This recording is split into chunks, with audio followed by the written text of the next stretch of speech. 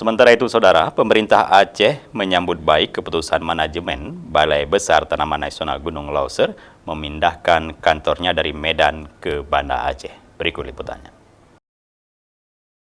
Hal tersebut disampaikan Asisten Perekonomian dan Pembangunan Sekda Aceh, Insinyur Mawardi, mewakili Gubernur Aceh dalam acara peresmian kepindahan kantor Balai Besar TNGL dari Medan, Sumatera Utara ke Banda Aceh.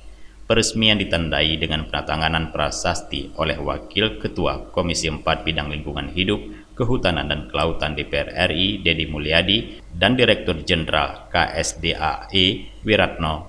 Menurut Insinyur Mawardi, sejak lahirnya Undang-Undang Pemerintah Aceh yang menegaskan bahwa pengelolaan kawasan TNGL merupakan kewenangan pemerintah Aceh, berbagai kebijakan terkait perlindungan TNGL tidak lagi berada di bawah kendali pemerintah pusat, melainkan tanggung jawab pemerintah Aceh.